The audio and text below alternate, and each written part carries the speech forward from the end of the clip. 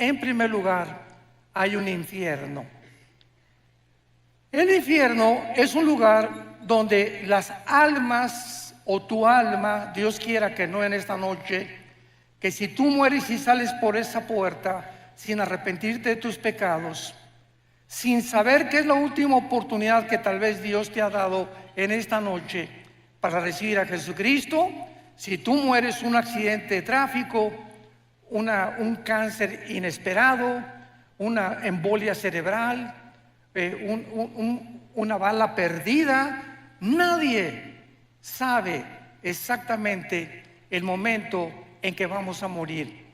Pues si tú mueres sin Cristo, hay un lugar que está en el centro de la tierra. El centro de la tierra, lo vamos a ver a continuación, está todavía el infierno. Y en este lugar no van los demonios, no van los ángeles caídos, no va ninguna otra criatura más que los espíritus de los seres humanos. Dios diseñó el infierno únicamente para que ahí bajen las almas de los espíritus humanos que en la vida rechazaron el conocimiento y la verdad del Evangelio de la gracia de Dios. En segundo lugar, tenemos otro lugar que se llama el abismo. El abismo es el lugar de los demonios. En el abismo hay demonios y existen también ángeles caídos. Por ejemplo, dice en Apocalipsis capítulo 9, versículo 11, que el ángel del abismo es el jefe de los demonios, que se llama el destructor, o que se le llama también, ¿verdad?, Apolión, que significa el que destruye. Entonces, el abismo es para los demonios. Cuando Cristo sacó demonios, ¿se acuerdan ustedes? Le decían a Jesús: por favor, no nos envíes al abismo. ¿Por qué? Porque tenían miedo de ser encarcelados en este lugar. Entonces, en el abismo no hay espíritus humanos. En el infierno no hay demonios. El infierno es para los seres humanos, el abismo es para los demonios y los ángeles caídos. En tercer lugar, la Biblia menciona otra prisión invisible que se llama prisiones eternas de oscuridad. Judas, versículo 6, que en este lugar se encuentra un grupo demasiado malo, maligno, de ángeles caídos.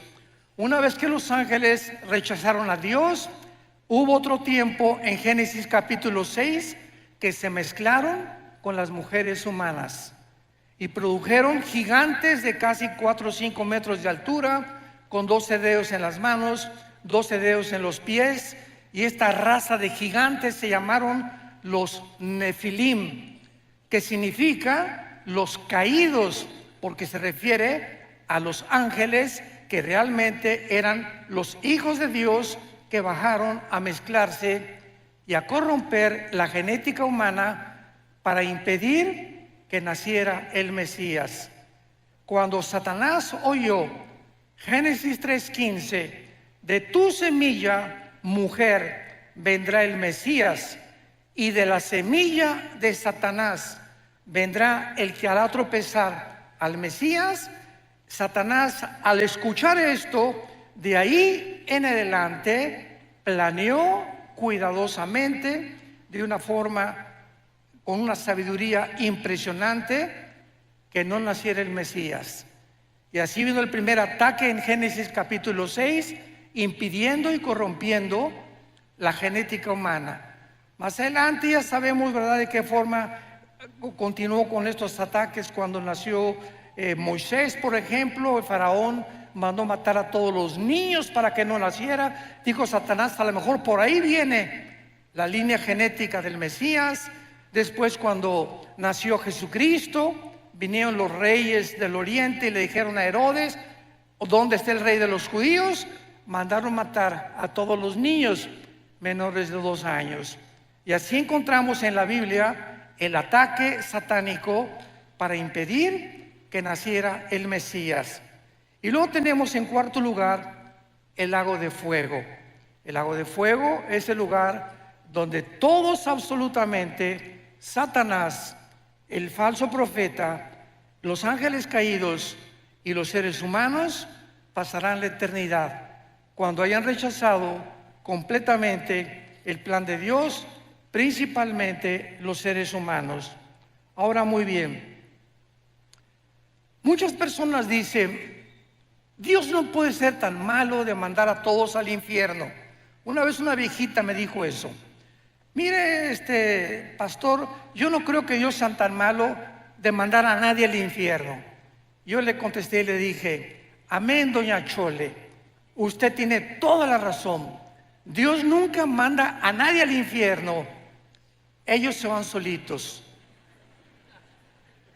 Porque de tal manera amó Dios al mundo que nos dio a su Hijo unigénito. Entonces las personas que se van al infierno no las mandó Dios. Tú lo vas a escoger esta noche. O sea, ¿no te agrada estar en la iglesia? ¿No te agrada estar con los santos? ¿No te agrada purificar tu vida? No hay ningún problema. En el cielo no tendrías cabida. Entonces nosotros somos los que decidimos, como les dijo en Deuteronomio 11, Dios al pueblo de Israel: he aquí les pongo la bendición y la maldición. Tú escoge. La bendición, si me escuchas, si oyes mis mandamientos, si realmente permaneces en mi palabra, y la maldición y la condenación, si me rechazas.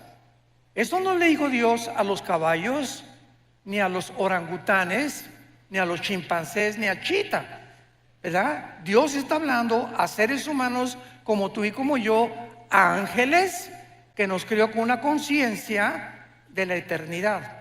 Dice Eclesiastés 3:11, Salomón: porque Dios lo hizo todo precioso en su tiempo, sin que el hombre alcance a comprender la obra de Dios de principio hasta el final.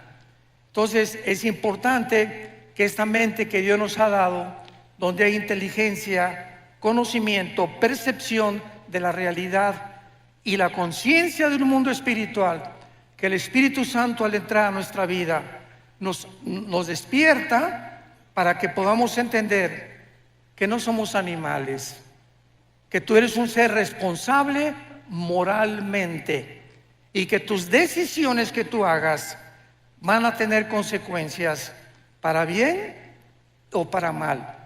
Una vez llegó una muchacha a pedirnos consejería a mi esposa y a mí y nos dijo: tengo 16 años y voy a ser mamá.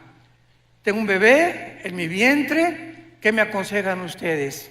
Porque ya le he pedido perdón a Dios y mi esposa y yo le contestamos: mira, Panchita, claro que Dios te ha perdonado, porque la sangre de Cristo nos limpia de todo pecado. Pero hay una cosa que tienes que saber: tú no puedes evitar las consecuencias del pecado. Entonces la cosecha la vas a tener que recoger. Pero ahora que te has pedido perdón a Dios, Él te va a acompañar y te va a fortalecer para que esa criatura que nazca nunca la vayas a abortar, ni lo pienses en tu corazón.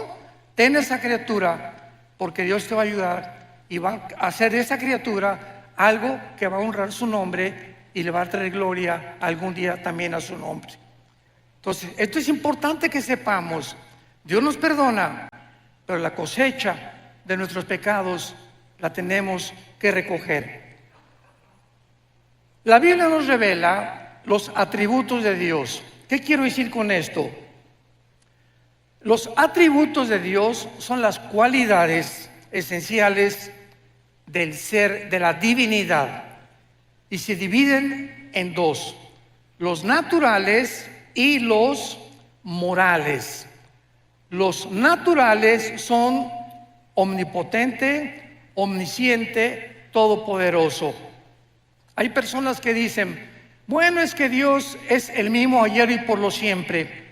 Correcto, en sus atributos naturales, pero no en la forma como Él actúa. Por ejemplo, Dios abrió el Mar Rojo, no lo ha vuelto a abrir jamás en la historia. Dios detuvo el sol en los tiempos de Josué, no lo ha vuelto a hacer tampoco. Entonces hay muchas cosas que Dios se ha limitado a hacer en sus atributos naturales, pero los atributos morales son el amor, la santidad, la justicia y la fidelidad. Dice Romanos 11:22, mirad el amor y la severidad de Dios. Dios no es un Dios, un monstruo que simplemente no puede castigar. Porque si Dios permitiera que hubiera anarquía en los seres humanos que Él creó y tú hicieras lo que a ti te da la gana, desde que eres pequeño, vas a crecer con un espíritu completamente en rebelión a la autoridad. Desde que nacemos, los niños, y la mamá, y poco a poco vamos educando al niño para que el niño no se desboque, para que no haga lo que quiera, para que cuando aparezca pirinol en el suelo y como berrinche, mi juguetito, te levantas y pau, pau, pau de vez en cuando necesitan, porque el niño tiene que crecer con autoridad y con amor también. Entonces, el mismo amor que yo abrazo a mi nieto y lo beso, el mismo amor se lo demuestro cuando sus papás le hacen pau, pau, pau. Entonces, el amor y la disciplina forman el carácter. Un muchacho que crece sin educación, en rebelión a sus padres, en rebelión a la policía, en rebelión a la autoridad, va a acabar en una cárcel, tarde o temprano. Van a acabar o como en cárceles o en grupos terroristas, ¿verdad? O en cárteles de las drogas, simplemente porque en su desarrollo no tuvieron la formación de su carácter. Vivieron siempre haciendo lo que les da la gana. ¿Y sabes algo? No podemos vivir así. Entonces, los que han vivido de esta manera y han muerto en su vida, van a tener que pagar en la otra vida sus consecuencias. Ahora bien, veamos en tercer lugar algo también que es muy importante, que es lo siguiente. Muchas personas dicen que el infierno se encuentra en esta vida, o que acaba en la tumba, ya se acabó todo. Sin embargo, la única persona que tiene la autoridad para hablarnos acerca de la otra vida se llama Jesucristo. Cuando Él bajó del mundo y nos dijo, yo soy la resurrección de la vida, y Él resucita de los muertos a los 3 días, Cristo es crucificado, es muerto, enterrado y resucitado a los 3 días. ¿Qué mensaje nos está dando Jesús? Ustedes también van a volver a vivir. Sígueme, yo soy el camino, yo soy la verdad y yo soy la vida. Yo soy el pan que descendió del cielo y he venido al mundo para en esa cruz mostrarte quién es Dios. ¿Quieres saber quién es Dios? Ve la cruz. En la cruz Dios manifiesta quién es Él. En el momento en que Jesús muere con sus espinas y sus clavos en las manos y en los pies, Dios nos está diciendo quién es Él. ¿Quién es Dios? Aquel que paga por ti y por mí en una cruz. Y con ese amor eterno e infinito te demuestra Dios que vale la pena vivir para Él. Porque si alguien dice, bueno, ¿yo qué culpa tengo que Adán y Eva hayan pecado? Muy bien, dice el libro Romanos, que es la constitución de los cristianos. Tú no tienes ninguna culpa de que Adán y Eva hayan pecado y que hayamos heredado todos genéticamente y espiritualmente el pecado. Muy bien, te lo acepto, dice Dios. Sin embargo, en la cruz yo pagué por esos pecados. Entonces ahora ya no tienes ninguna justificación. ¿Ok? No eres culpable, pero sí eres culpable de rechazar el perdón.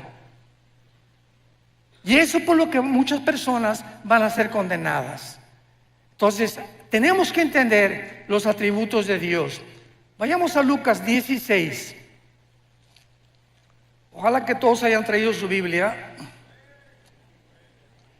Los que no trajeron Biblia, júntense, siéntense con un cristiano.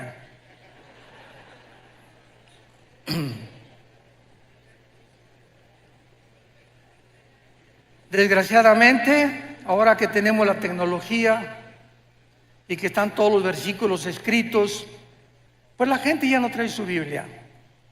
Ya se acostumbraron a no traer la Biblia. Y es la palabra de Dios, este libro. Necesitamos tener el contacto el domingo, tenerlo aquí en mis rodillas.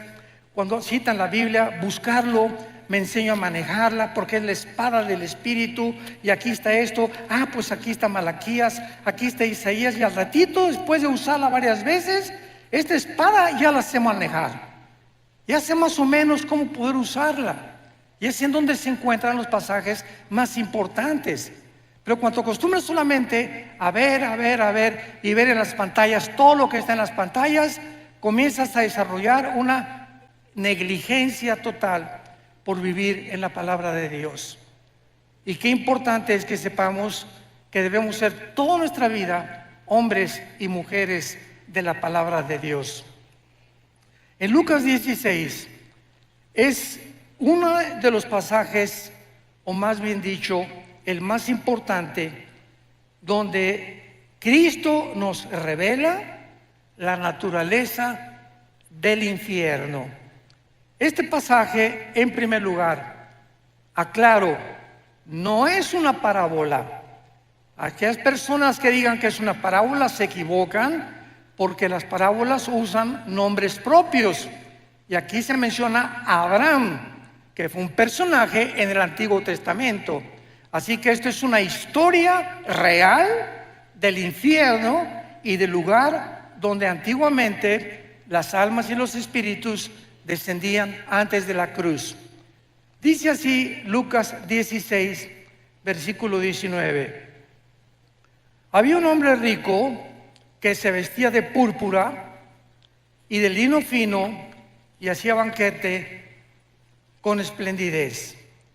Veamos la comparación. Por el otro lado, el contraste, había un mendigo llamado Lázaro, que estaba echado a las puertas de aquel lleno de llagas. Aquí tenemos dos personas. ¿Por qué el Espíritu Santo usó a un rico y por qué usó a un mendigo? Muy bien. Jesús dijo claramente en Mateo 19, 23 al 24, que es muy difícil que los ricos entren al reino de Dios. Y en Santiago capítulo 2 versículo 5 dice la Biblia, porque los pobres Dios los hizo ricos en fe. Muy bien, ¿qué significa esto? No significa que el que tú tengas dinero te va a condenar. Significa que regular y generalmente las personas que alcanzan muchas riquezas, llega un momento en que no sienten la necesidad de Dios. Tengo todo, tengo mi carro, mi casa, ¿verdad? Alma mía, descansa, muchos bienes he guardado. ¿Para qué me preocupo? Voy al domingo y escucho un mensaje, escucho una aplicación del Evangelio, pues sí, ¿verdad? Pero yo no necesito nada realmente, sin darse cuenta precisamente de su pobreza espiritual. Entonces, esto es una generalidad. Ahora, los pobres pues no tienen nada, la vaquita, el caballito, los borreguitos, los chivos, y tú le hablas a un Cristo. Yo comencé 3 años de mi vida cristiana como misionero en la sierra de Oaxaca y Guerrero, en México. 3 años durmiendo en pisos de adobe, me tapaba con periódicos, mi cojín era un ladrillo envuelto en periódicos, y a cada pueblito que iba predicándoles el Evangelio durante esos 3 años, el 80-90% de los indígenas se convertían a Jesucristo. Lo aceptaban con tanta facilidad. Les predicamos un evangelio tan sencillo y abrían su corazón. Sí, Jesús entra a mi vida. Cuando tú das este mensaje a gente disque intelectual o preparada o con dinero, no toman el mensaje con la misma pasión que lo hacen los pobres. Sin embargo, repito, son generalidades. Y por eso el contraste entre un rico y un mendigo. Ahora, dice la Biblia, versículo 22, que murió el mendigo.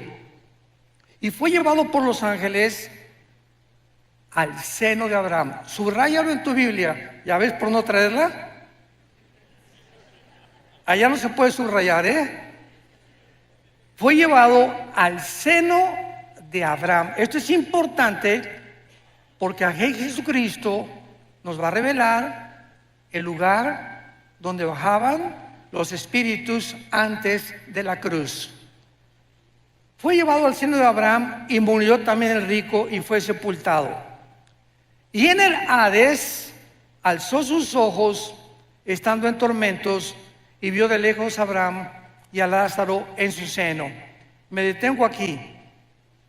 Desde Adán hasta la cruz del Calvario, ningún ser humano, ni los profetas, ni Malaquías, ni Habacuc, ni Sofonías, ni nadie sabía a dónde iban los muertos, los buenos y los malos, antes de la cruz, más que descendían todos al centro de la tierra. Era el único conocimiento que había, porque la revelación bíblica es progresiva. Dios va revelando conforme va pasando el tiempo, nos dando más luz y más luz. Cristo viene y nos abre las cortinas completamente. Llegan los apóstoles bautizados por el Espíritu Santo y se les da otra revelación. El apóstol Juan es arrebatado al cielo y escribe el Apocalipsis. Y así Dios va revelándonos los misterios de su reino y de la vida espiritual. Entonces todos sabían que descendían al centro de la tierra. El lugar en el Antiguo Testamento donde descendían todos, en el hebreo se llama el Sheol. Descendían todos al Sheol, buenos y malos. Muy bien. La Biblia en el Antiguo Testamento se traduce al griego y se llama la versión de la Septuaginta. Entonces, en la traducción del hebreo al griego, la palabra Sheol es una transliteración y se usó la palabra Hades con H, Hades. Entonces, viene Jesucristo y nos corre la cortina de lo que había en el centro de la tierra. Y Jesucristo nos enseña claramente, pero me voy a ir en orden. En primer lugar, tendrán vista, versículo 23, en el Hades alzó sus ojos. Las personas condenadas en el centro de la tierra, en el infierno, van a poder mirar, van a tener vista. En otras palabras, en la otra vida, los 5 sentidos espirituales que Dios nos ha dado a los cristianos, cuando nacemos de nuevo, no los tiene la gente que no es cristiana. Dice 1 Corintios capítulo 2, del 10 en adelante. El hombre natural, el hombre que no ha sido regenerado por el Espíritu Santo, no entiende la Biblia. Vienen aquí Oscar Jean-Paul Sartre, y viene aquí Richard Hawkins, y viene Bertrand Russell, y viene Friedrich Nietzsche, y vienen los más grandes ateos y chocan contra la Biblia, porque no es el intelecto ni las facultades de la inteligencia naturales las que nos abren el camino para entender lo que solamente el Espíritu Santo nos puede revelar. Pero el espiritual, dice 1 Corintios 2, entiende todas las cosas porque tenemos la mente de Cristo. ¿Me van siguiendo? Muy bien. Entonces, las personas en el infierno van a ver, se despertaron sus instintos espirituales que no tenían en la vida. Nosotros ya los tenemos desde ahorita. Dice la Biblia, el espiritual juzga todas las cosas.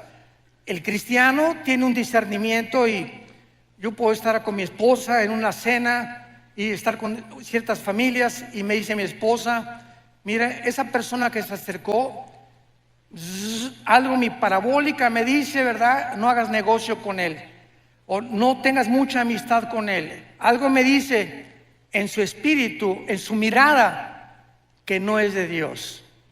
Y así comenzamos a agudizar los sentidos espirituales que Dios nos da con el Espíritu Santo, en la proporción en la que memorizamos la Biblia. ¿Sí me escuchaste?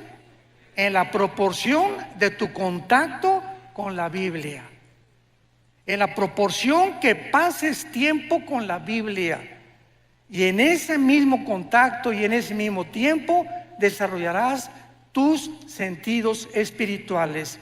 Ahí en el infierno tendrán vista, pueden ver a Abraham. Número 2, versículo 24. Dando voces, dijo: Padre Abraham, ten misericordia de mí. En el infierno, las ondas del sonido, en ese mundo espiritual, en el centro de la tierra, se podrán transmitir. Ahorita me escuchan porque, ¿verdad?, las ondas del sonido se graban, etcétera, etcétera. El sonido viaja en ondas por todos lados de la atmósfera hacia abajo. Dentro del infierno podrán transmitirse también la voz. Y esto es increíble, ¿verdad? Pero serán voces de lamento, de angustia y de desesperación. En quinto lugar, dice la Biblia: Padre Abraham, ten misericordia de mí. Pregunta: ¿cómo puede una persona en el infierno haber visto a Abraham? ¿Que en ese tiempo había cámaras Polaroid o películas? ¿Cómo podían reconocer que era Moisés o que era Elías? Bueno, porque la Biblia dice que hay una capacidad que se llama intuición espiritual. Cuando vayamos al cielo nosotros vamos a saber: mira, ahí está Adán. Oye, pero si no, ¿cómo sabes que es Adán? Porque en el espíritu yo sé que es Adán. En el espíritu lo sé. Ese es Moisés, ese va a ser Elías. Ahí está mi mamá, ahí está mi papá en la tierra. Nos vamos a reconocer como seres humanos. Mira, ese era mi pastor, esa era la persona que me dio a Cristo. Vamos a mantener la conciencia. Esto es interesantísimo. No vamos a dejar de ser lo que somos, pero vamos a tener otra personalidad, pero con la conciencia que Dios nos creó desde que naciste de tu mamá y de mi papá.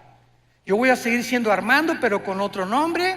Yo seguiré siendo quien fui, pero con todos los dones y todas las facultades desarrolladas, pero seguiremos manteniendo la conciencia, como lo vamos a ver, de lo que fuimos y muchas veces de lo que seremos. En sexto lugar, tendrán sed. Dile a Abraham que moje la punta de su dedo en mi agua. Dile que moje, que tenga misericordia de mí y que envíe a Lázaro. Este hombre en el infierno creía que Lázaro seguía siendo su sirviente. Dile a Lázaro que por favor me traiga agua. O sea, vean ustedes que esta persona en el infierno no se convierten en buenos. En el infierno mantienen aún más lejos su maldad, como lo vamos a ver más adelante. Dile a ese Lázaro, el que estaba a la puerta de mi mesa, que me traiga y que me moje la lengua. Los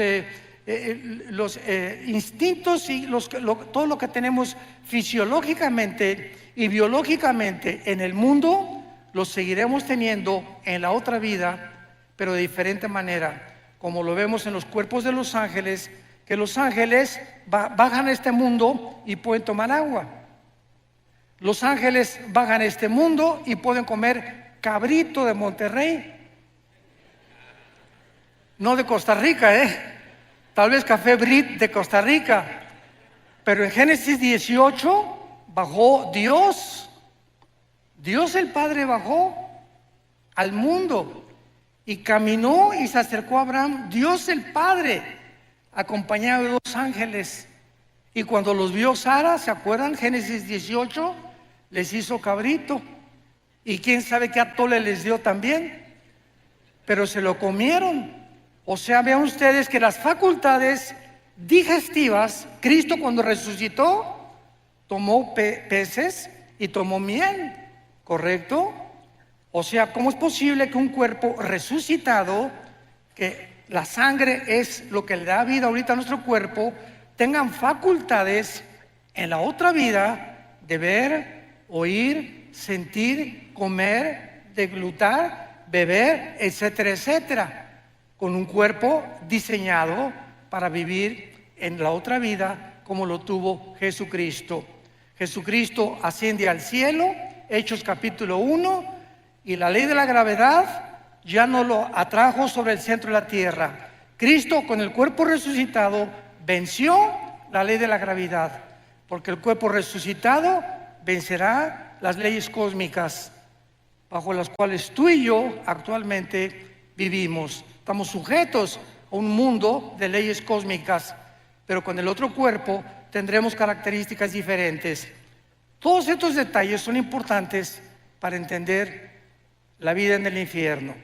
Dice en séptimo lugar, versículo 24, dile a Lázaro que moje la punta y que refresque mi agua, porque estoy atormentado en esta llama. Y esto es asombroso. Versículo 25, Abraham le dijo: hijo, acuérdate, en el infierno tendrás memoria.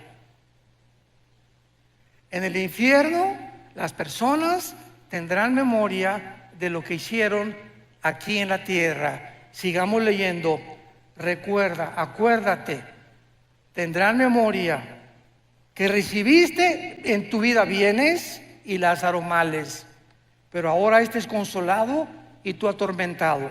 Además, una gran cima está puesta entre nosotros. O sea, Cristo nos dice que el Sheol, el lugar donde bajaban todos los muertos, buenos y malos, estaba dividido. De un lado estaba el seno de Abraham o el paraíso, y del otro lado estaba el Gena en griego, que fue la palabra traducida para infierno. Entonces los buenos estaban esperando a la cruz, a que Cristo pagara con su sangre, porque antes de Cristo nadie subió al cielo, más que Enoc y Elías, que son las excepciones de Dios, ¿verdad? Dios hace sus propias leyes, Él no está sujeto a ninguna ley. Entonces todos estaban esperando a que Cristo muriera en la cruz, para que desde Cristo a nuestros días, si tú mueres y yo muero, ya no bajamos al centro de la tierra. Ahora ausentes del cuerpo, según de Corintios 5, presentes en el Señor.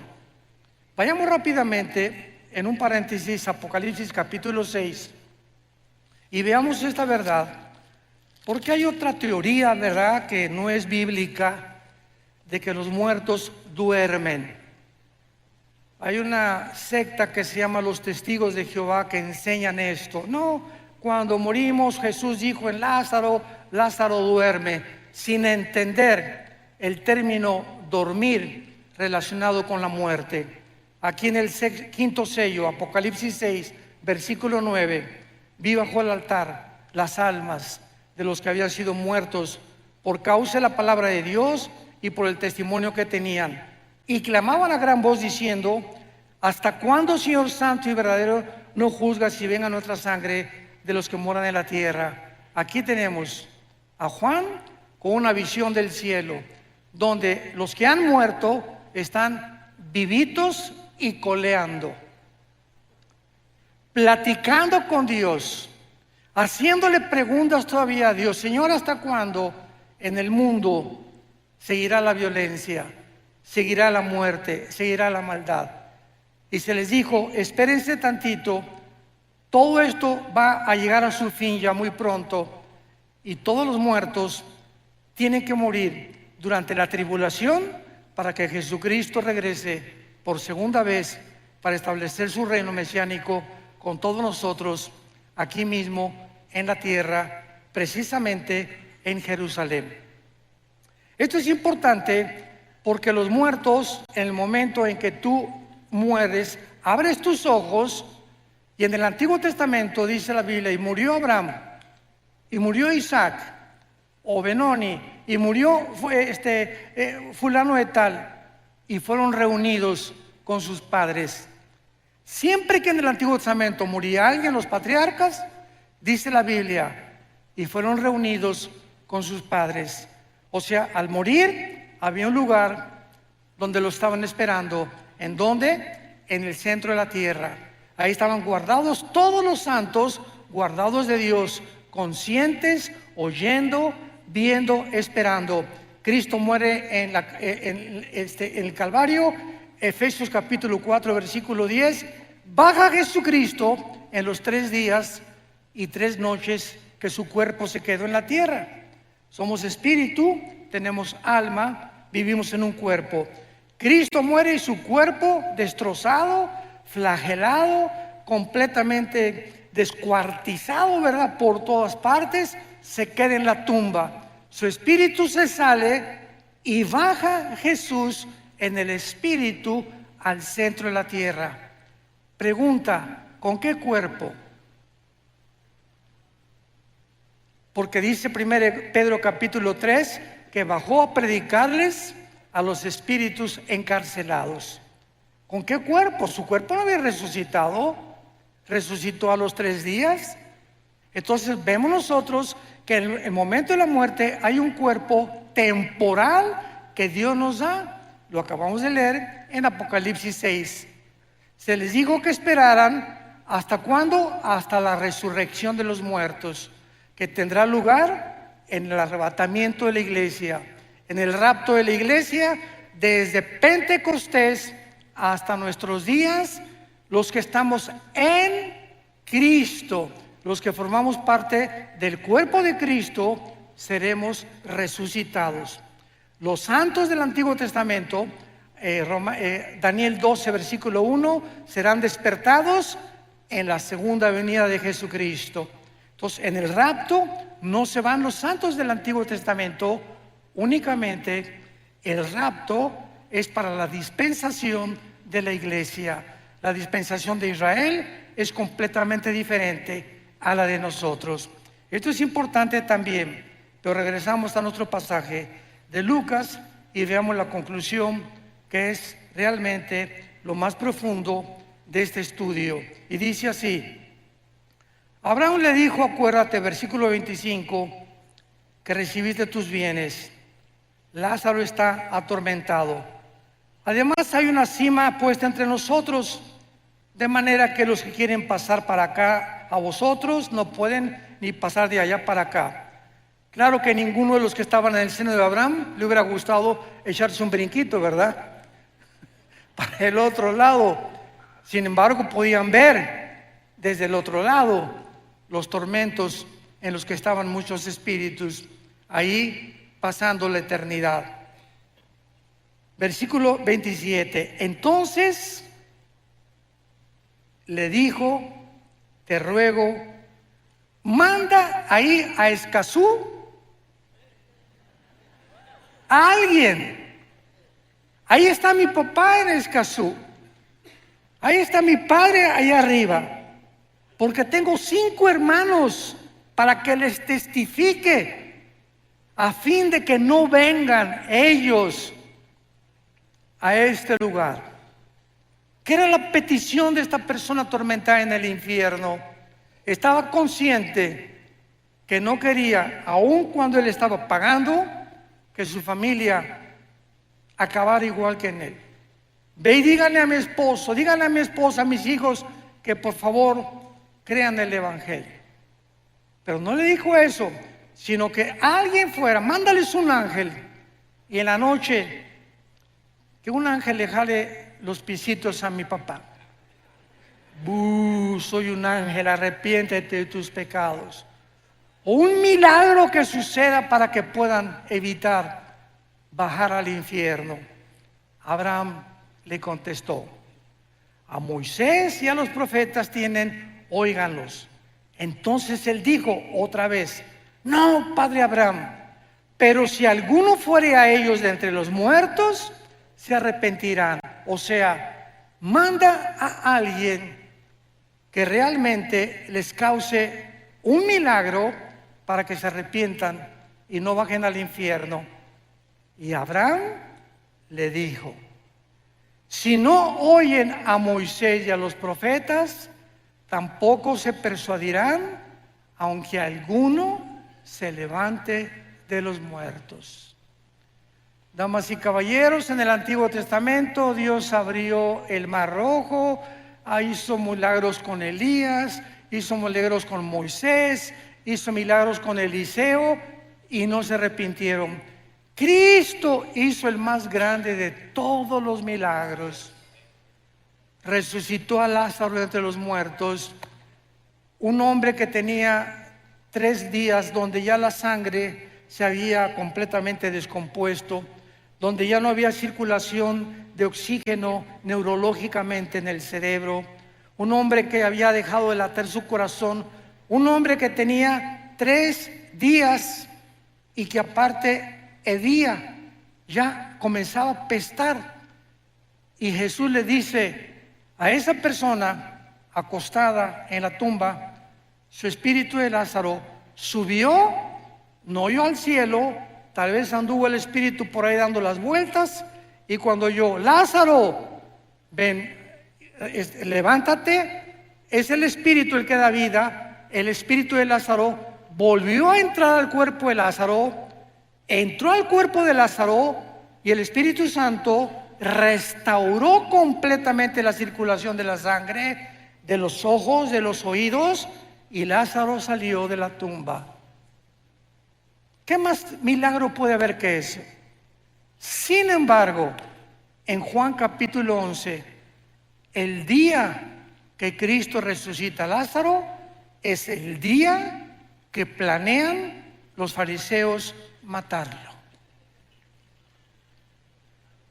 Aunque alguien les haga el milagro que sea, si no creen, la Biblia es por el oír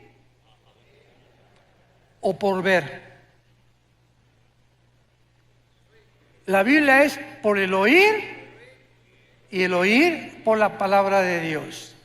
Yo puedo ver ahorita un paralítico y Dios sigue haciendo milagros porque Dios es bueno y Dios es maravilloso. Y hay personas que me han dicho: si yo veo un paralítico ahorita levantarse, voy a creer. Y le contesto: ¿cuántos días vas a creer? En ese momento vas a ser impactado. No, pues sí es cierto, sí es cierto. A los 4 o 5 días vas a seguir igual, porque no fuiste regenerado por el Espíritu.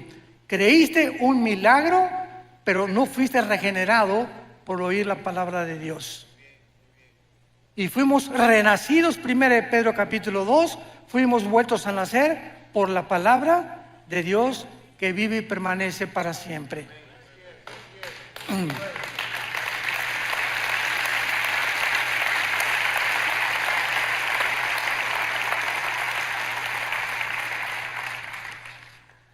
Ningún milagro sobrenatural convencerá a salvar a nadie. La salvación proviene de ver y no por el oír, o por el oír y no por ver. Un milagro puede asombrar, repito, causar sorpresa, admiración por algunos momentos, pero no cambia el corazón humano. El único que cambia el corazón humano es la palabra de Dios. Si alguien pudo haber sido salvado o creído por milagros, fueron los judíos cuando salieron de Egipto, o los fariseos en la resurrección. Sin embargo, ni así creyeron a Dios. Ahora, ¿dónde se encuentra actualmente el infierno? En el mismo lugar. Si tú mueres esta noche sin la persona de Jesucristo en tu vida, sin haberte arrepentido de tus pecados, ahorita en la noche cierras tus ojos, el doctor dictamina: ya se fue Pancho, ya se fue Carlito, ya se fue fulana de tal, doña Choli ya se murió. Tu espíritu baja inmediatamente al centro de la tierra. Y ahí en el centro de la tierra, hoy, en el mes, estamos en marzo todavía, ¿verdad? En febrero.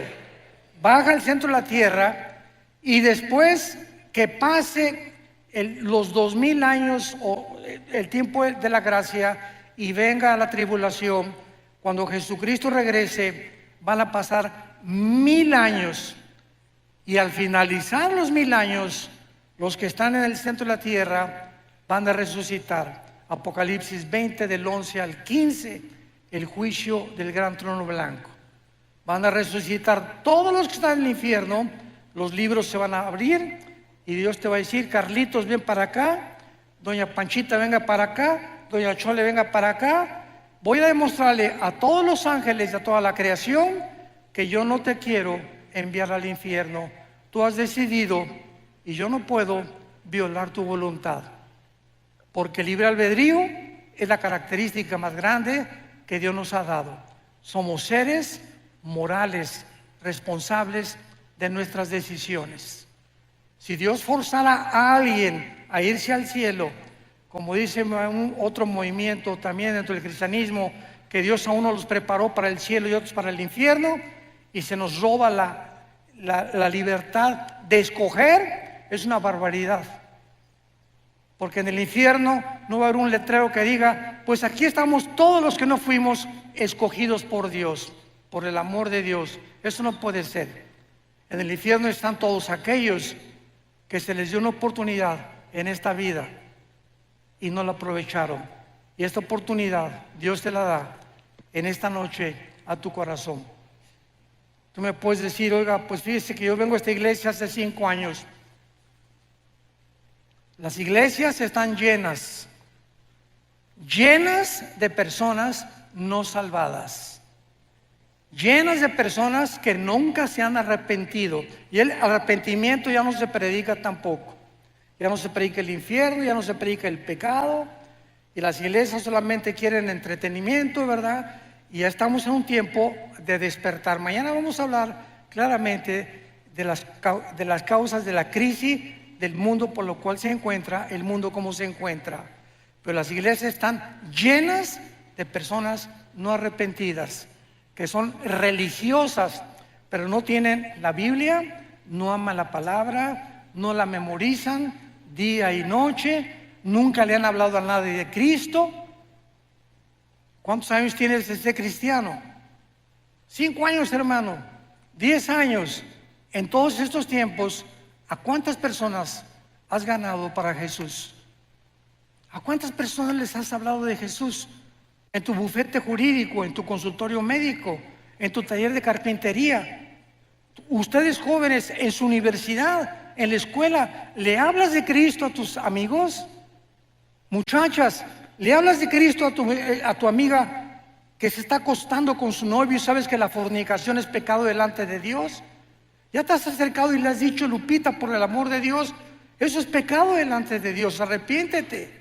Tú no puedes vivir acostándote, teniendo relaciones sexuales con tu novio. Eso no es sagrado delante de Dios. Y mucho más si te llamas cristiana. Y mucho más si te llamas cristiano, no besuqueas ni manoseas a tu novia tampoco. Las respetas, porque no puedes amar y ensuciar lo que amas. Este es el verdadero cristianismo. Y si no lo vivimos de esta manera, has vivido un cristianismo falso, que se llama la religiosidad, pero no el haber sido regenerados por el Espíritu de Dios. Ven a Jesús en esta noche. Si tú mueres ahorita, te vas inmediatamente y desciendes al infierno si mueres sin Cristo. Si mueres con Cristo, Él ya pagó en la cruz tus pecados y te vas inmediatamente al cielo con Él. Y nos reunimos con toda la familia de los que se han adelantado a nosotros en la muerte. Y vemos nosotros en el capítulo 11 del Apocalipsis, finalmente, el infierno donde va a terminar, porque ahorita se le podría llamar que es como una penitenciaría donde los espíritus están esperando la sentencia final y están recluidos esperando para que Dios les demuestre ante los ángeles y ante nosotros los seres humanos que Dios no es injusto para lanzarlos a una condenación eterna, sino que su justicia amerita que que estas personas sean castigadas. Dice Apocalipsis 20, 11 en adelante: después de 3 días entró el Espíritu en ellos de vida, se levantaron sobre sus pies y cayó gran temor sobre los que los vieron. Estos 2 testigos que van a morir en Jerusalén, vemos cómo Cristo los va a resucitar, lo mismo que hizo con nosotros en el arrebatamiento, que es la parte final en la que la iglesia va a terminar, y algún día vamos a explicar qué es el arrebatamiento. Pero en el capítulo 20 del Apocalipsis termina diciendo Cristo que el infierno va a ser trasladado a otro lugar que se llama el lago de fuego.